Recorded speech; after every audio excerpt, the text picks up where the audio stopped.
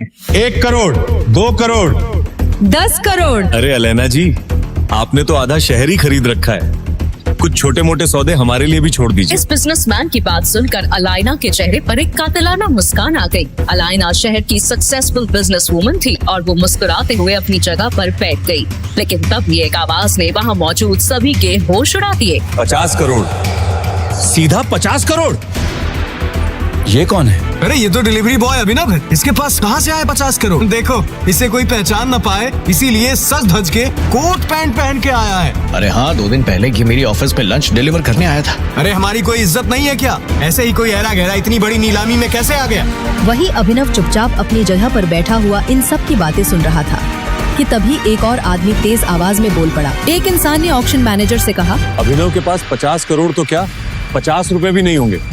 उन्हें ये नीलामी बंद करके अलेना को वो इम्पोर्टेड कालीन दे देना चाहिए।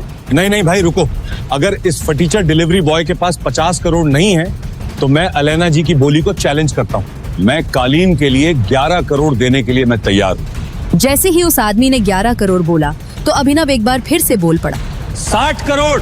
ए फटीचर डिलीवरी बॉय, तू पागल हो गया क्या? कहाँ से लाएगा 60 करोड़? ये नीलामी है, बच्चों का खेल नहीं। यहाँ जो बोला जाता है वो देना भी पड़ता है। ये कहते हुए उस आदमी ने अभिनव को धक्का देना चाहा, लेकिन अभिनव उस जगह पर इतनी दृढ़ता से खड़ा था कि उस धक्के से अभिनव को तो कुछ नहीं हुआ। लेकिन वो आदमी खुद अपनी जगह से 2 कदम पीछे चला गया और फिर अगले ही पल अभिनव ने अपनी जैकेट से एक चेक बुक निकाली और उस पर 60 करोड़ की राशि डालकर साइन करने लगा। उस चेक को भरते हुए वहाँ मौजूद हर इंसान देख रहा था और सब भौचक्के रह गए थे। सभी को लग रहा था कि अभिनव ने अपनी जेल जाने की पूरी तैयारी कर रखी थी। वो धड़ल्ले से चेक पर 60 करोड़ भर रहा है। अभिनव ने चेक पर अमाउंट भरकर वहां मौजूद नीलामी करवा रहे बैंक के मैनेजर को दिया। एक बार को तो मैनेजर को भी यकीन नहीं हो रहा था कि आखिर 3 करोड़ की चीज को ये अभिनव जैसा डिलीवरी बॉय 60 करोड़ में कैसे खरीद रहा है और क्या सच में इसके अकाउंट में 60 करोड़ है भी या नहीं। मैनेजर ने थोड़ी देर तक उस चेक की जाँच पड़ताल की और जब उसने ऑनलाइन बैंक अकाउंट में बैलेंस देखा तो उसके होश ही उड़ गए। इसके बाद मैनेजर खड़ा हुआ और माइक पर बोला, ये नीलामी यही समाप्त की जाती है और ये विशेष इम्पोर्टेड कालीन 60 करोड़ रुपए में अभिनव जी को दी जाती है। जैसे ही मैनेजर ने माइक से ये अनाउंसमेंट किया तो वहाँ बैठे सब लोगों की आंखें फटी की फटी रह गई। सबसे पीछे खड़ी एक बहुत ही खूबसूरत लड़की मिस अलेना, जिन्होंने 10 करोड़ की बोली लगाई थी, उनके पास किसी का कॉल आया। हेलो, वो इम्पोर्टेड कालीन आपको मिल गई? कोई अभिनव करके कोई डिलीवरी बॉय है जिसने 60 करोड़ की बोली लगाई है। मतलब आजकल डिलीवरी वालों के पास इतने पैसे आ गए हैं कि 5 करोड़ की चीज को 60 करोड़ में खरीद रहा है। अलेना जी, ये सब सोचने से पहले एक बार अभिनव की उंगली में देखिए। उसके बाद अलेना ने अपनी आंखें उठाई और जैसे ही उसकी आंखें अभिनव के दाहिने हाथ में पहनी हुई अंगूठी पर गईं, तो वो पूरी तरह से चौंक गई। उसकी आंखें फटी की फटी रह गईं और उसने चौंकते हुए कहा, टाइगर। टाइगर का नाम सुनते ही अलाइना के होश उड़ गए थे। क्या है टाइगर नाम की सच्चाई? कैसे एक डिलीवरी बॉय के अकाउंट में आए 800 करोड़? क्या है अभिनव का राज? अगर वो इतना पावरफुल है तो क्यों रह रहा है दुनिया के सामने डिलीवरी बॉय बनकर? इन सब सवालों ने इंस्पेक्टर का दिमाग घुमा दिया था। ये वीडियो उसे एक अनजान लड़की ने भेजा था, पर इसके पहले 2 अलग अलग जासूसों ने भी इंस्पेक्टर को अभिनव के बारे में कुछ बताया था। उसे पहले जासूस की बताई कहानी याद करने की कोशिश की। रुक जाओ, वो रेस्टोरेंट हम गरीबों के लिए नहीं है अभिनव। एक बार मेरे कपड़े तो देखो, रोड पे कटोरा पका के भीख मांगने वाली लग रही हूँ। और जरा उस रेस्टोरेंट में खाना खाने वाले अमीरों को देखो, उनमें और हम में जमीन आसमान का फर्क है। नहीं वैभवी, तुम बहुत सुंदर लग रही हो। वैभवी ने आगे कहा कि वो शहर का सबसे महंगा रेस्टोरेंट है। उनकी औकात वहाँ पानी पीने की भी नहीं। अभिनव ने कहा कि उसने वैभवी के जन्मदिन के लिए पहले से ही बचत करके रखी थी। वैभवी ने कहा कि अभिनव ने काफी मेहनत से ये पैसे कमाए थे और वो एक ही दिन में उसे ये सारे पैसे नहीं उड़ाने देगी। अभिनव ने कहा कि वो सब संभाल लेगा। इतना कहकर अभिनव उस मेगा रेस्टोरेंट के अंदर चला गया। वैभवी अभिनव को रोकने के लिए उसके पीछे पीछे भागी और जल्दी जल्दी में एक अमीर आदमी से टकरा गई और उस अमीर आदमी के महंगे सूट पर वाइन गिर गई। Sorry sir. अंधी हो क्या? इस गंवार को अंदर किसने आने दिया? इस सूट की कीमत भी पता है तुझे? 30 लाख का सूट है ये। आई एम सॉरी, मुझसे गलती हो गई। मैं इसी वक्त यहाँ से चली जाती हूँ। तुम्हें क्या लगता है मैं तुम्हें इतनी आसानी से यहाँ से जाने दूंगा? जब तक तुम मुझे 30 लाख रुपए नहीं दे पाती मैं तुम्हें कहीं नहीं जाने दूंगा। इसी वक्त मेरे सूट की कीमत चुकाओ वरना क्या? अचानक ही अभिनव वैभवी के पास वापस आया। उस आदमी ने अभिनव को गौर से देखते हुए कहा, इस रेस्टोरेंट का स्टैंडर्ड सच में काफी गिर गया है। इसी वक्त मेरी गर्लफ्रेंड से माफी मांगो। मैं माफी मांगू? तुम जानते भी हो मैं कौन हूँ। वैभवी उस अमीर आदमी और अभिनव के बीच हो रहे झगड़े को देखकर बहुत घबरा गई। अभी इसे माफी मांगते हैं और चलते हैं यहाँ से। इस अमीर आदमी को मैंने टीवी पर देखा है। मेरी गर्लफ्रेंड से माफी मांगो वरना आज के दिन के लिए तुम जिंदगी भर पछताओगे।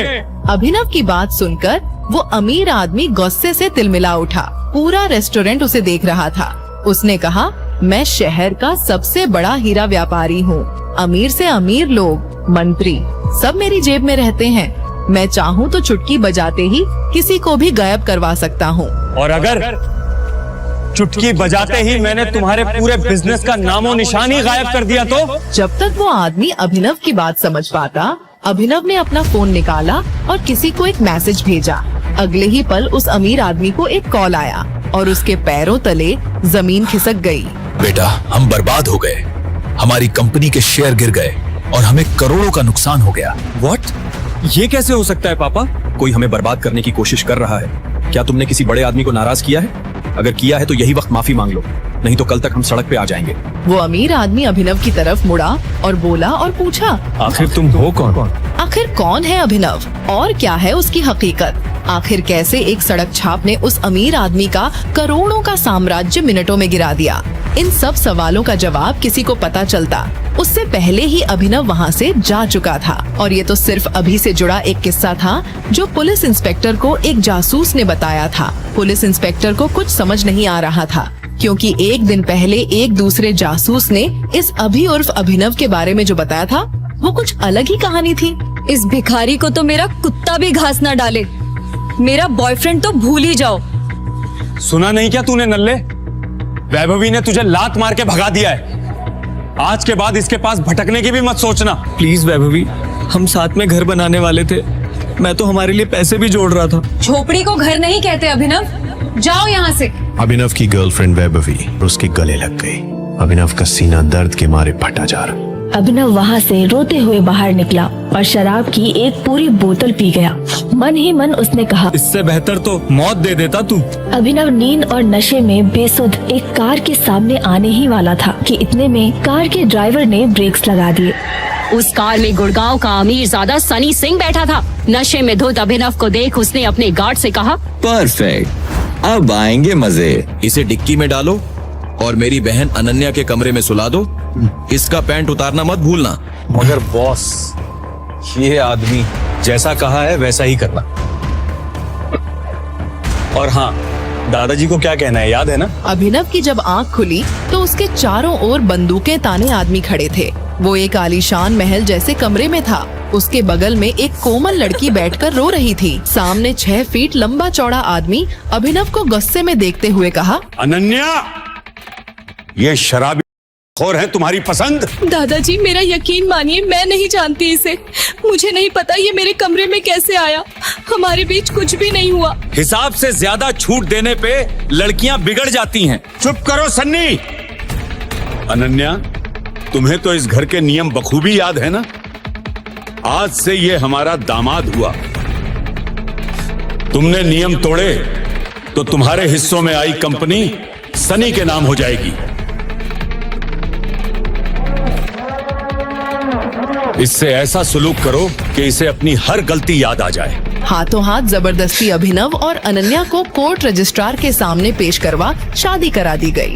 अभिनव एक मामूली डिलीवरी बॉय, अब सिर पर तनी बंदूकों के सामने वो कुछ भी बोलने की हालत में नहीं था। शादी होते ही दादाजी ने अपने गार्ड से कहा, और आज शाम को इसे अकरम की पार्टी में लेकर आ।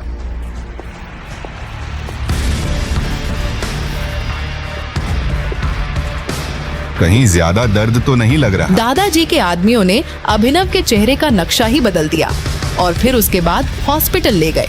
अभिनव की जिंदगी में 24 घंटे में जितना कुछ हुआ था उतनी उसकी पूरी जिंदगी में नहीं हुआ था। किस्मत का मजाक तो देखो, अकरम की पार्टी में पहुंचते ही अभिनव को वैभवी दिख गई। तुम्हारी शक्ल का कीमा भरता किसने बना दिया? यहाँ कुछ डिलीवरी देने आए हो क्या? वैसे इतनी शानदार पार्टी में तुम्हें देखकर मुझे उल्टी आ रही है। वैभवी अपने मुंह से कुछ और आग उगलती उसके पहले ही अभिनव के पीछे से एक लड़की आई और उसने अभिनव की गाल पर किस करते हुए कहा, बेबी तुम्हें दादाजी बुला रहे हैं। वो लड़की कोई और नहीं अनन्या थी। अनन्या का इतना प्यारा इशारा देख अभिनव चौंक गया। उसे अपने कानों पर भरोसा नहीं हो रहा था। वो कुछ सवाल करता उसके पहले ही अनन्या धीरे से बोली, मेरी मजबूरी थी, ज्यादा खुश होने की जरूरत नहीं है। मेरी कंपनी के निवेशक इस पार्टी में है और उन्हें हमारी शादी के बारे में पता है। अभिनव अनन्या से हाथ छुड़ाकर दूर जाने को हुआ। इतने में सामने से 2 इन्वेस्टर्स आ गए। अभिनव ने जब हाथ मिलाने को आगे बढ़ाया तो एक इन्वेस्टर अभिनव के हाथ में पहनी हरा पन्ना लगे सोने की अंगूठी देख वहीं रुक गया और बोला, ये नहीं हो सकता, इट्स इम्पॉसिबल। अनन्या की कंपनी में इन्वेस्ट करने आए 1000 करोड़ की कंपनी का मालिक अभिनव के सामने अपने घुटनों पर बैठ गया और बोला, हमारे 18 सालों की खोज खत्म हुई, टाइगर। क्यों एक मामूली से डिलीवरी बॉय को इन्वेस्टर्स टाइगर बुला उसके सामने घुटने टेक बैठ गए? ऐसी कौन सी दुश्मनी थी जिसकी वजह से सनी ने अपनी ही बहन के चरित्र पर इतना बड़ा दाग लगाया? क्या अभिनव का कोई राज था? क्या होगा जब अनन्या के सामने खुलेंगे सच के भयानक पन्ने? आखिर कौन है टाइगर? आगे की कहानी जानने के लिए देखें अगला एपिसोड सिर्फ पॉकेट FM के YouTube चैनल पर और द रिटर्न ऑफ टाइगर के सारे एपिसोड्स को सुनने के लिए डिस्क्रिप्शन में दी लिंक से डाउनलोड करें पॉकेट FM ऐप।